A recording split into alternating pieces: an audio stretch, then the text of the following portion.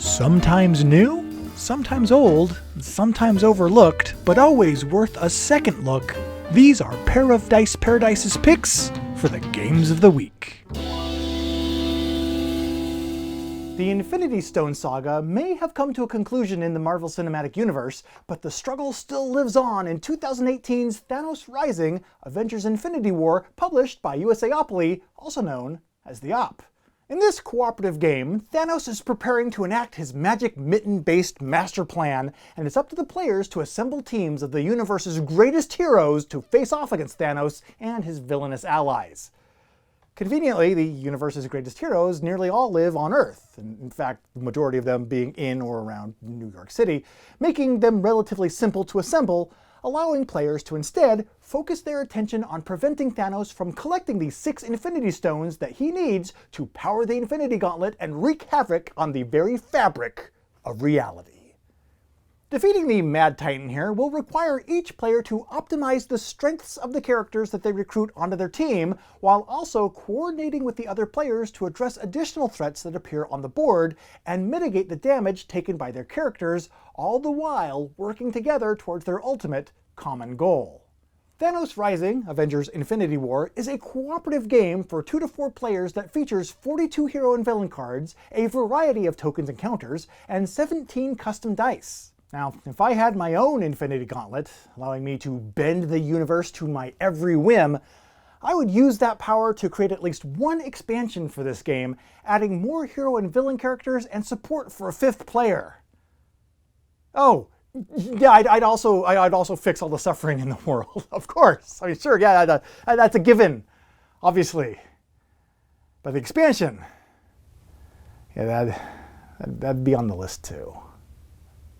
This game was recently re-implemented by Harry Potter Death Eaters Rising, which is great news because this is a game that I think definitely deserves a second look. In fact, let me know in a comment if this game is or isn't on your game shelf as well. Deep within the wintry world of the Arctic Circle, brave sledders compete in a test of their skill and endurance. This is Snowtails, a fast and furious race in which not all sleds will make it to the finish line. Here's something that you should know about dog sledding. Huskies only have one setting, and that setting is full speed ahead. And that's why, if you are going to enter or participate in a board game's generic equivalent of the grueling Iditarod sledding race, it is critical that you master using your sled's brakes, because once them dogs start running, them dogs don't stop. Snowtails is based on a card-based movement mechanism in which players have a dog sled with 2 dogs and a brake at their disposal. Now, each player has the same deck of cards made up of 5 sets of cards numbered 1 through 5, which they will shuffle and draw a hand of 5 cards from. Then, on their turn, players may spend 1 to 3 cards, all of the same value, placing them either on dog 1, dog 2, and or their brakes. Now, depending on which values are placed where will determine the player's movement and speed for that turn. For example, dog power with a higher horsepower will propel the player forward, while having unequal values applied to each dog will cause the sled to move in the direction of the dog with the higher value assigned to it.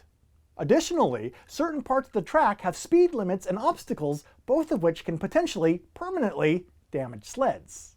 The courses that players navigate are built using modular track pieces, allowing a variety of different courses. But no matter the course that they traverse, the goal is always the same: navigate wisely enough to be the first player to cross the finish line. While being an excellent game, Snowtails suffers from the fact that I am the only one in my game group that really likes it. In fact, one other player once referred to it as Math the Game, so it doesn't really get a chance to hit the table as often as I would like in my game group. But if you have played Snowtails recently, well then share your tale of terrifying tundra travels in the comments so that I can at least live vicariously through your fun gaming exploits. Because really that's all I got. How parallelly proportional is your portrait to your pooch's profile? That's the question asked by Do You Look Like Your Dog? Oh, good. The game, Do You Look Like Your Dog, wants to know, why do people look like their dogs? Do they? Oh, I hope not. This game explores the intense bonds that we develop with our canine companions here to determine whether this facial phenomenon, which apparently is now widespread enough that it can be considered a phenomenon, is due to shared personality traits, barely suppressed narcissistic tendencies, or because people and their pets grow together over time like an old married couple. Sounds like something to look forward to.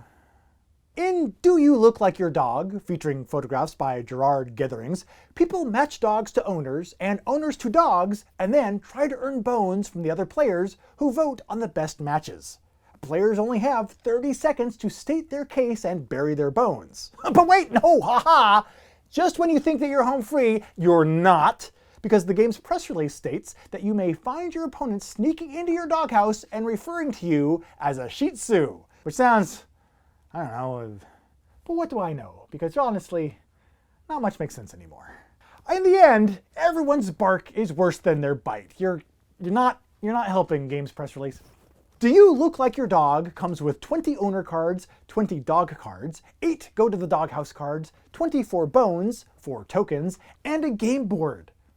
Additionally, states the game's press release, complete rules are also included. Because without the rules, gamers who try to play this game would be barking up the wrong tree. I'm sorry.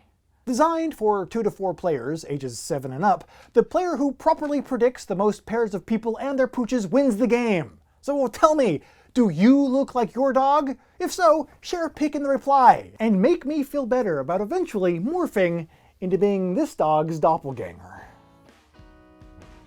Whether you're a tabletop gamer or an interstellar life form that just enjoys dice, you'll absolutely adore hanging this playful Pair of Dice Paradise shirt upon your body. Unless you're a being of pure energy that has no corporal form, in which case you could, I don't know, use it as a dish rag.